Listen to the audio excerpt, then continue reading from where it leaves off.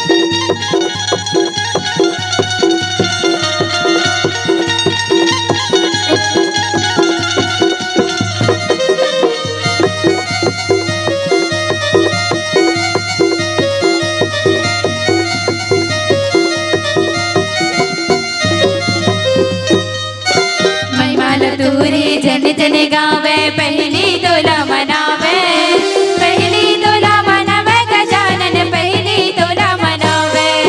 मेरे दुखियन के दही विधाता बिगड़े काम सवारे, बिगड़े काम सवारे गजानन बिगड़े काम सवारे। देवों में देवाते, देवों में देवाते बड़े राजा हो, गौरी के लाला हो गणे राजा हो, गौरी के लाला हो गणे राजा हो।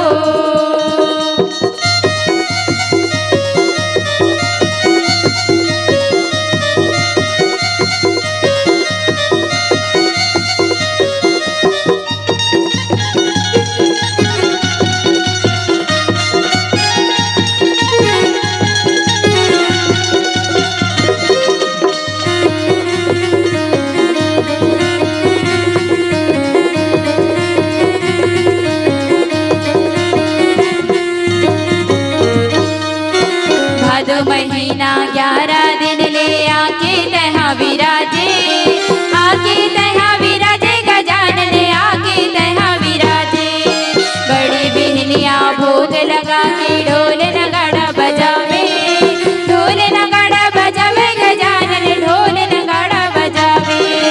देवों में देवाते, देवों में देवाते गणे राजा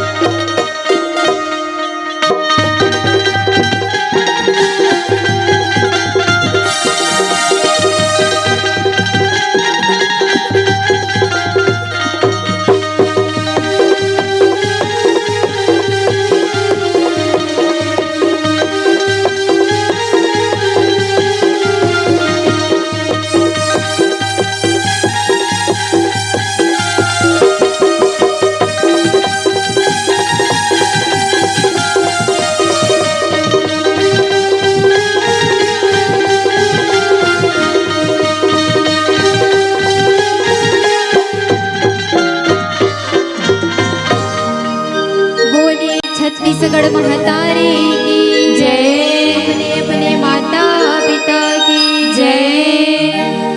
संत समाज की जय। तो आओ आप मन के बीच में जो मैं कथा प्रसंग बताऊं ओ हरे सुंदर कांड के कथा प्रसंग।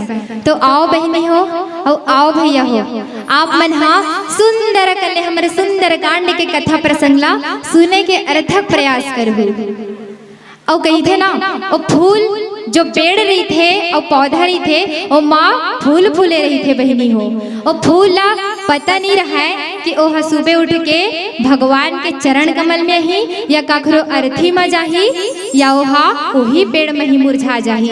वैसने ढंग के बहनी हो आप मन भी कथा सुनत जरूर हन हमन बैठ के, लेकिन सुन के एक कान से सुनना और एक कान से निकालना ऐसे नहीं करना है ना। बोल अपन जीवन में उतारे के अर्थक प्रयास कर रहे हैं, अर्थक प्रयास करने हैं। तो कथा प्रारंभ करे से पहले आप मन के बीच हमन एक छोटे से भजन प्रस्तुत करथन, ओकर बाद हमन अपन कथा प्रसंग की ओर आगे बढ़बोन।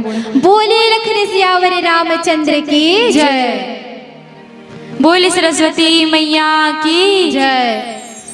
लागो तुर पैया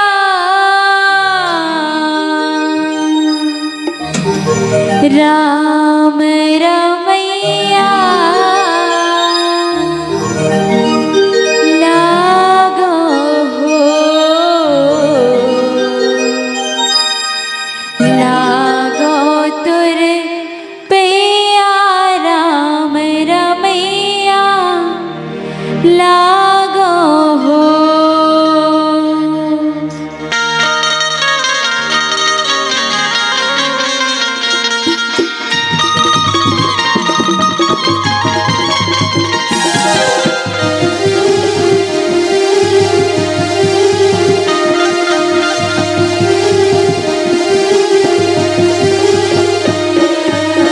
लागो तुर पैया राम रमैया लागो हो लागो तुर पैया राम रमैया लागो हो लागो तुर पैया राम रमैया लागो हो लागो तुर पैया राम रमैया लागो हो। ओ पैया लागो हो ओ पैया लागो हो लागो हो लागो लागो तुर पैया राम रमैया लागो हो लागो तुर पैया राम रमैया लागो हो।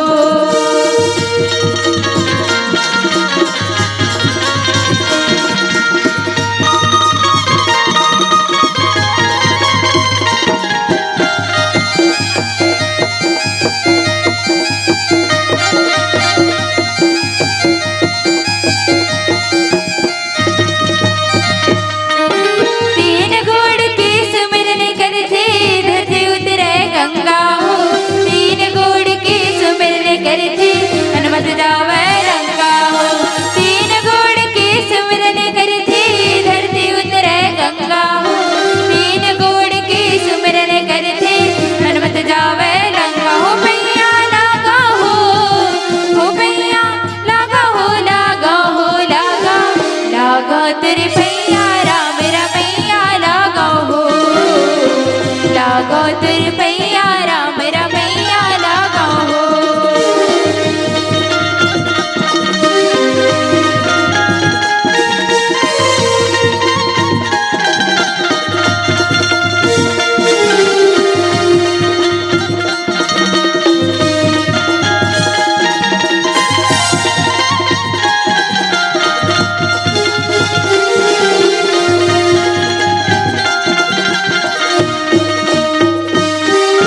जैन गोड़ के चरण धोइले पथरा बन गे नारी हो तीन गोड़ के सुमिरन करथे तर के सबरी दाई हो जैन गोड़ के चरण धोइले पथरा बन गे नारी हो तीन गोड़ के सुमिरन करथे तर के सबरी दाई हो। पैया लागा हो पैया लागा हो लागा हो लागा लागो तुर पैया राम रमैया लागो हो लागो तुर पैया राम रमैया लागो हो।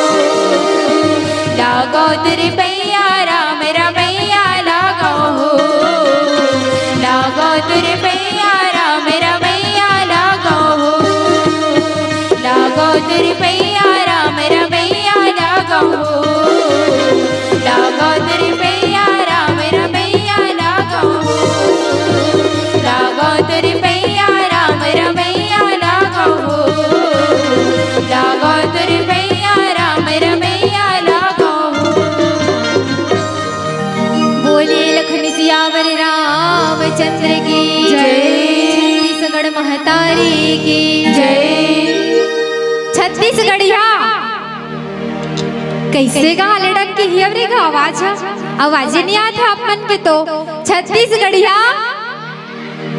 एक बार आप सब ला बुलंद आवाज में बोलना है छत्तीसगढ़िया। अभी लगी भाई कि आलेडन में बैठे तैसे बोले लखन सियावर रामचंद्र की जय। अतुलित बल धामम स्वर्ण सलाभ देहम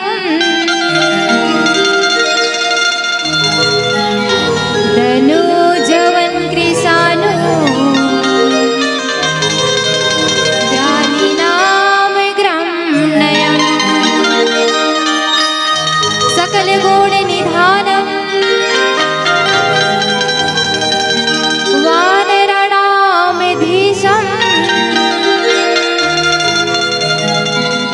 रघुपति वरदूतं वात जातं नमामि। बोले लखन सियावर रामचंद्र की जय। अच्छा मोला एक बात बताओ बहनी हो, वनवास के झन ला होए रहते बहनी हो? एक झन होए रहते कि दू झन कि तीन झन भाई? एक झन ना, सही बात। वनवास केवल और केवल राम भगवान ला होए रहते गा भैया हो, लेकिन ओकर संग कौन धर थे? मैया सीता धर थे। और कौन धर थे? लक्ष्मण जी महाराज धर थे। मैया सीता एकर सती संग धर थे कि मैं अपन पति के चरण कमल के सेवा कर सको, कहीं को कर संग ला धर थे बहनी हो। और लक्ष्मण जी महाराज एकर सती संग धर थे अपन भाई राम के कि मैं अगर मोर भाई कोनो भी प्रकार के ओकर में विपत्ति आही, कोनो भी प्रकार के संकट में मोर भाई ह फंसही त ओकर मदद मैं करहूं। ऐसे सोच के लक्ष्मण जी महाराज हा संग धर थे और तीनों के तीनों वनवास काल व्यतीत करे बरे चले जाते भैया हो। अब वनवास काल व्यतीत करे बरे जा रहे थे, उतका बेरा मैया सीता के हरण हो जाते। मैया सीता के हरण कौन करे है बहनी हो? लंका के राजा रावण ह करे गे है। अब लंका के राजा रावण ह मैया सीता के हरण करके ले गेरी से उही समय का होथे राम भगवान हा आथे और जम्मो देवी देवता के बीच में ये बात ला रखथे कि मोर पत्नी मैया सीता के हरण हो गए कही के। आप मन के ध्यान हा बिल्कुल भी नहीं है। मैया सीता के हरण हो है कि नहीं हो है? हो गए है ना, है ना? तो यही सब बात ला राम भगवान हा जम्मो देवी देवता कर रखे, जेमा की हनुमान जी महाराज हा बोले थे आप चिंता झन करो प्रभु, आप चिंता बिल्कुल झन करो। मैं अपन मैया सीता के खोज करे बर जाऊं, आप बिल्कुल चिंता झन करो। और हनुमान जी महाराज जो है वो लंका में निकल जाते हैं और लंका में निकलत है तो यहाँ ले उड़ावत उड़ावत वो सुंदर पर्वत में पहुंच जाते। इंजो आइरिस कथे बहनी उड़ावत उड़ावत, सही बात है रे कया? हनुमान जी महाराज हा इंजो आइरिस कथे उड़ावत उड़ावत। तुहर गम आइरिस है बहनी? नहीं जानो बहनी, में रहबे नहीं करे हो गाँव में आइरिस कथे लेकिन। अच्छा हाँ, तो वैसे ढंग के सुंदर पर्वत के जगह में हनुमान जी महाराज जो है वो चले जाते और ओला एक सुंदर कले पर्वत मिलते जेकर नाम है सुंदर पर्वत। कथा भी सुंदर है सुंदरकांड के, और पर्वत भी दिखे में सुंदरी से और ओकर नाम भी सुंदरी से। वो दिखे में अतिक सुंदरी से अगर मैं देखते हो ना बहनी तो आप मला जरूर बताते हो कि अति सुंदरी से वो दिखे में भारी सुंदरी से। ता ओ जगह मैया सीता बैठे रही से। हमन गाय की बोल बंजारी माता के मंदिर में अगर बंजारी माता बैठे है तो का हमन बंजारी माता के महल में बैठे कबो कि मंदिर में बैठे कही बोल? मंदिर में बैठे कही बोल ना। वैसने ढंग के माता सीता जैन भी जगह में बैठे रही से वो जगह महल ना कहला करके मंदिर ही कहलही, मंदिर ही कहलही। मंदिर कर प्रति शोधा शोधा कर कहे गे है। जैन भी जगह अगर हमर आली दंड में भी अगर यहाँ पास मैया सीता आके बैठी तो ये जगह नहीं न महल नहीं बल्कि का कहला गही, मंदिर ही कहलही बहिनी हो। तो तत्पश्चात सुने के प्रयास करथन का होथे। तो आओ आप मन के बीच एक छोटे से भजन फिर से प्रस्तुत करथन, ओकर बाद हमन अपन कथा प्रसंग की ओर आगे बढ़थन। बोले लखन सियावर रामचंद्र की जय। संगे बने जाना राम दीवाना ते, संगे बने जाना राम दीवाना ते गाली तुलसी के बना रे, ते गाली तुलसी के बना रे, बिल माँ भेजन ते संगे, बिल माँ भेजन ते संगे, ये बेरा झन ढल जाहे ना, ये बेरा झन ढल जाहे ना। आ आ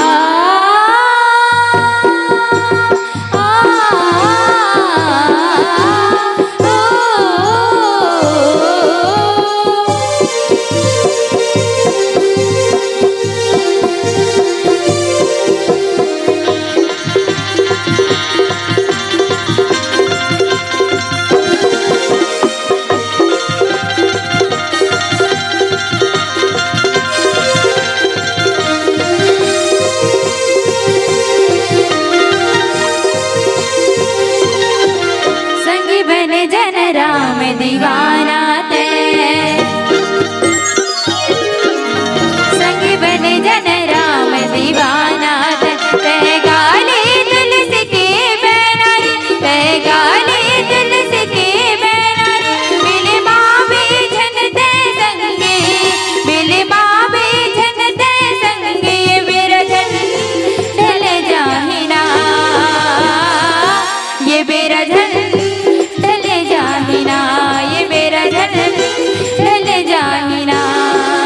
संगी बन जन राम दीवाना ते, संगी बन जन राम दीवाना ते, ते गाली तुलसी के बना रे, ते गाली तुलसी के बना रे, बिल माँ भेजन ते संगे, बिल माँ भेजन ते संगे, ये बिरजन ढल जाहि ना, ये बिरजन ढल जाहि ना, ये बिरजन ढल जाहि ना।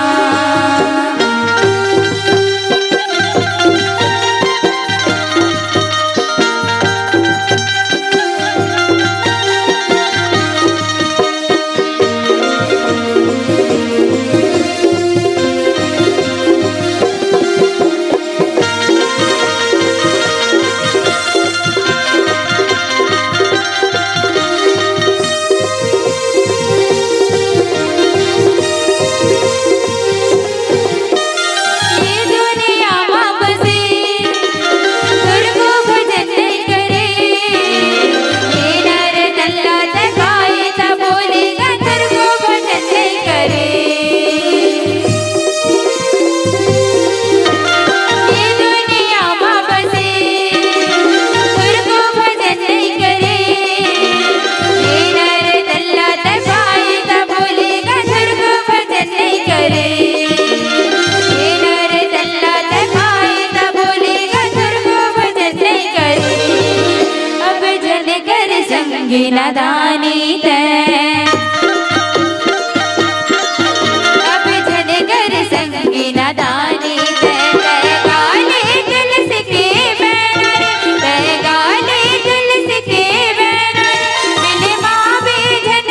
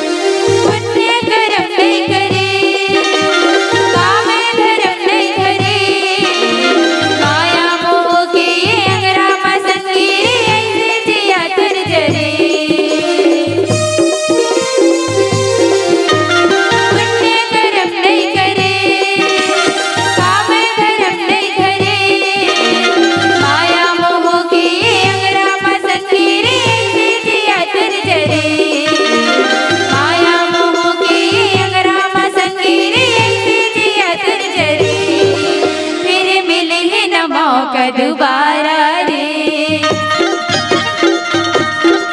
फिर मिले न मौका दोबारा रे। मैं गाले तुलसी के बैनर, मैं गाले तुलसी के बैनर, मिले मावे झनते संगे, मिले मावे झनते संगे, ये मेरा झन ढल जाए ना, ये मेरा झन ढल जाए ना, ये मेरा झन ढल जाए ना। संगी बन जन राम दीवाना है, संगी बन जन राम दीवाना है। मैं गाले तुलसी के बैनर, मैं गाले तुलसी के बैनर, मिले मावे झनते संगे, मिले मावे झनते संगे, ये मेरा झन ढल जाए ना, ये मेरा झन ढल जाए ना, ये मेरा झन ढल जाए ना, ये मेरा झन ढल जाए ना, ये मेरा झन ढल जाए ना, ये मेरा झन ढल जाए ना, ये मेरा झन ढल जाए ना, ये मेरा झन ढल जाए ना। बोल लखन सियावर रामचंद्र की जय, छत्तीसगढ़ महतारी की जय। मोला तो लागत है आप मन ला भजन बिल्कुल मजा नहीं आही, तभे तो आप मन ताली बजा में कंजूसी करे हो, है ना। एखर लिए आप मन पर मैं शायरी बनाऊ हूँ। ओ कहते नहीं का एक ठन कहावत है, ए पर नदी और ओ पर कुआं, ए पर नदी और ओ पर कुआं, और जे माता रानी के भजन में ताली नहीं बजाही ना, तेकर मुड़ी में कोरी कोरी जुआ। तो एक बार जोरदार ताली आप सबो मन अपन मन में। बोली लखन सियावर रामचंद्र की जय। हनुमान ते ही परसी कर, पुनीते ही किन्ह प्रणाम, राम काज किन्हे बिना, मोहे कहाँ विश्राम। बोले लखन सियावर रामचंद्र की जय। तो आओ, हनुमान जी महाराज जो है ओहा मैया सीता से भेंट कर डर थे। वो जेन जगह में बैठे रही से ओला खोजत खोजत हनुमान जी महाराज हम मैया सीता करे चले जाते भैया हो। आओ मैया सीता करे जाते तो वही समय मैया सीता हा अपन पति देवता ला हृदय से याद करत रहे और का कहत रहे, हे भगवान राम, हे राघवेंद्र, हे अकारण कृपा करने वाला परम पिता परमेश्वर, सब के दुख ला हरथस, फिर मोर दुख ला कब हरबे स्वामी, फिर मोर दुख ला कब हरबे। कब तक और रहूं ये विरह रूपी अग्नि ला, ते कब तक आके बुझावे। आप आओ और आप मुझे यहाँ से लेकर के चले जाओ। आज आज अगर मोर आस चलत है, आज आज अगर मोर श्वास चलत है, तो एक एक श्वास में आपके नाम और आपके नाम के साथ आप आइए परम पिता परमेश्वर, आप आइए और आप मुझे से यहाँ लेकर चले जाइए। आप आइए और मुझे यहाँ से लेकर के चले जाइए। अब यही स्थिति ला हनुमान जी महाराज जी देखते तो वो एकदम ज्यादा मैया सीता के चरण कमल में गिर जाते और रोए पर लागते और रोते और बोलते, हे मैया सीता आप चिंता झन करो, मैं हाँ आप ला खोजे पर आए हो। अब मैं आप ला यहाँ से लंका से ले जाऊँ, आप बिल्कुल चिंता झन करो। लेकिन जब दोनों जन के बीच बातचीत पूरा होते उतका समय हनुमान जी महाराज ला बने जोर के भूख लागत रहा बहनी हो। अब भूख लागत रहा है तो उतका बेरा का बोले थे हनुमान जी महाराज ए वो मैया सीता बोले बने जोर के भूख लागत है, वो कहीं मिल ही का मैया खाए बर वो इसे कथे। एक बात बता तो हो, हनुमान जी महाराज के बात खुली तो मोला एक बात याद आ गए। हनुमान जी महाराज एक ऐसे देवता हरे जो ये पृथ्वी माँ अपन असली रूप माँ सिर्फ और सिर्फ हनुमान जी महाराज आ सकते। और ये ब्रह्मांड में ये दुनिया में जतेक भी देवी देवता है ओ कोनो भी देवी देवता ये पृथ्वी माँ अपन असली रूप माँ आ ही नहीं सके। अगर कोनो भी देवी देवता अपन मतलब ये पृथ्वी में आही ता मनुष्य के अवतार लेके आही, जीव जंतु के अवतार लेके आही या अन्य रूप धर के आही, लेकिन अपन असली रूप में कभी आ ही नहीं सके सिवाय हनुमान जी महाराज के। सिर्फ वही देवता है कैसे हरे जो ये पृथ्वी में अपन असली रूप में आ सकते। काबर की ओला मैया सीता हा अजर अमर होए के वरदान देहेगा भैया हो। एकरे सती हनुमान जी महाराज हा यहाँ अपन असली रूप में आ सकते। हमन का बोलथन यहाँ हमर कोनो मांग हा पूरा नहीं होए ता हमन हा जाथन देवी देवता करा और काय बोलथन भगवान कर जाके हे भगवान मोर विनती ला स्वीकार कर, मैं हाँ आपला बलि दूँ तय हम मोर मांगला पूरा कर। बोलथन ना बहनी हो है ना, ऐसे बोलथन। अगर हमार मन के कुछ चीज के मांग रहे तो हमन वही बोलथन मैं आपला कुकरी के बलि दूँ और वो नहीं दूँ तो मैं आपला बोकरा के बलि दूँ, लेकिन आपला बलि दूँ आपला कैसनो भी करके मोर काम ला सरकाए बर परही, मोर काम ला तोला माने बर परही। ऐसे हमन हाँ देवी देवता कर जाके विनती करथन हमन हाँ। लेकिन का सोचे हो आप सबों के घर में छोटे छोटे लइका है, छोटे छोटे बालक पाले है, सबके घर के लइका मन कहूँ खेले बर जाथे ना बहनी हो, कैसे का भैया हो जाथे ना। तो लइका मन खेले बर जाए रथे, यहाँ 5 बज जाथे और 5 बजे लइका नहीं आ रहा है तो आप मन ला चिंता फिकर होथे कि नहीं होथे ना।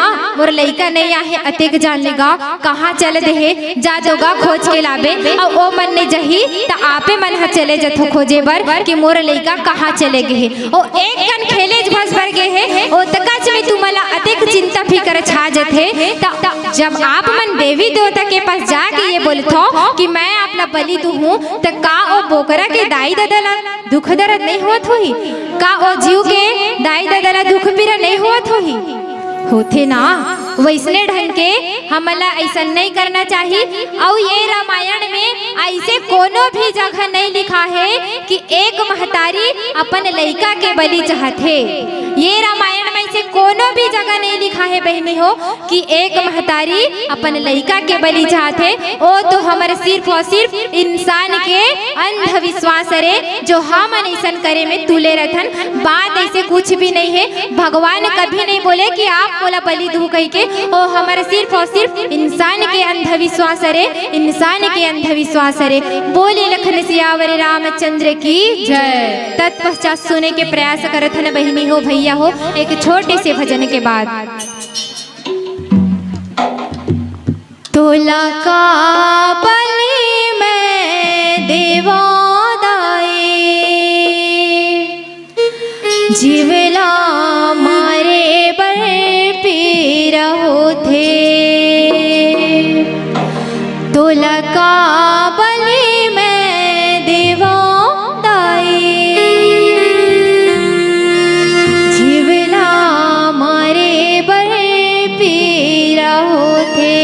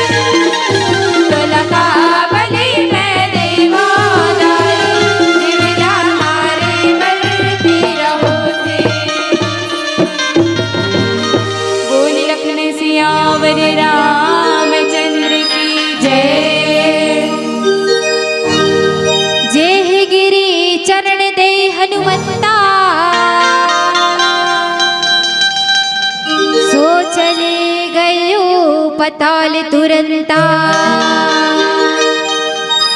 जिमि अमोघ रघुपति के बाना, ताहे भांति चल हनुमाना। बोले लखन सियावर रामचंद्र की जय। तो हनुमान जी महाराज बोले थे बहनी हो कि मोला जोर से भूख लागत है मैया सीता, मैं कहाँ जाऊं कथे। ता उतका समय मैया सीता बोले थे ते चिंता झन कर बेटा, ते जा और जतेक भी रावण के अशोक वाटिका लगे हो कर बगीचा में जतेक भी पेड़ पौधा है ओमा नाना प्रकार के फल लगे हैं, अनेक प्रकार के फल लगे हैं। जेने भी फल तो लखाए की इच्छा करही वो फल लते हैं तोड़ के खा लेबे बेटा, लेकिन तोला एक बात के याद रखे बर पर ही कथे मैया सीता हा। ता उतका बेरा हनुमान जी महाराज बोले थे मैं का चीज ला याद रखूं मैया, आप ही बताओ। मैं तो इतना बलवान हो, मोला कौन का करही बोले थे। लेकिन भाई हर महतारी ला अपन लइका के चिंता तो रथे ना। हनुमान जी महाराज हा जब फल खाए बर जात रही से तब मैया सीता ला डर रही से कि वो जतेक भी पेड़ लगे रही से वो पेड़ के पीछे रखवारा रखे गे रही से, रावण हा सैनिक रखे गे रही से। काबर की जेने भी अगर वो फल चोरी करके खाही ता ओला वो सैनिक मन हा पकड़ ही कही के। ओ बात ला मैया सीता हा जानत रही से बहनी हो। मैया सीता ह जाने थे ता ओला ओतका समय ही अजर अमर होए के वरदान दे देते बहनी हो कि जा बेटा जा और आराम से फल ही खा के आबे, तोला कोनो भी प्रकार से चिंता करे के कोई जरूरत नहीं है कथे। ता वही समय हनुमान जी महाराज चले जथे अशोक वाटिका में और जतेक भी पेड़ लगे रही से और पेड़ में जतेक भी अनेक प्रकार के फल लगे रही से, जो ने भी रंग बिरंगे फल लगे रही से नाना प्रकार के और फल हनुमान जी हा देख नहीं पैसे भैया हो अतिक ज्यादा हर्षित हो गए, अतिक ज्यादा गदगद हो गए कि पूछ मत। वो फल ला खाए बर अर्थक प्रयास करिस और दौड़े दौड़े जाते। आप मन ला पता है ना बेंद्रा हनुमान जी के स्वरूप बेंद्रा ला दे गे है और बेंद्रा ला आप मन जानते हो ना बहनी हो। आथे कि नहीं आए आलेडन में आथे ना, अब्बड़ भाग आथे ना हमन हा। अच्छा बेंद्रा जो है वो हमार आलेडन में आथे या कोनो भी गांव में जाथे तका भैया मन से ऑर्डर लेते हो हा ए गा भैया मैं तुम्हारे सेमी ला खावत हो गा। लगाए हो कि नहीं लगाए हो बहनी आप मन सेमी घर में लगाए हो ना। तब भैया मन से का ऑर्डर ले बर जाते हो बेंद्रा हा कि मैं हाँ आपके घर के सेमी ला खात हूँ भैया कह के नहीं जाए ना। वैसने ढंग के वो हनुमान जी महाराज का करिस और रावण ला बिना पूछे ही चले गए और ओकर जते के भी फल लगे रही से ओला खाए आधा फेंके। तो हनुमान जी जो है वो फल ला खाए बर चले जथे बहनी हो और आओ कैसे वह फल ला खाथे और रावण के बाग बगीचा में कैसे हड़दंग मचाथे सुने के प्रयास करथन एक छोटे से भजन के बाद। बोले लखन सियावर रामचंद्र की जय, छत्तीसगढ़ महतारी की जय। मोरे राम बल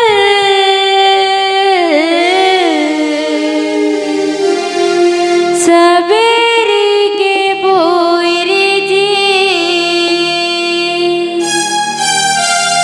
केवट के नैया जी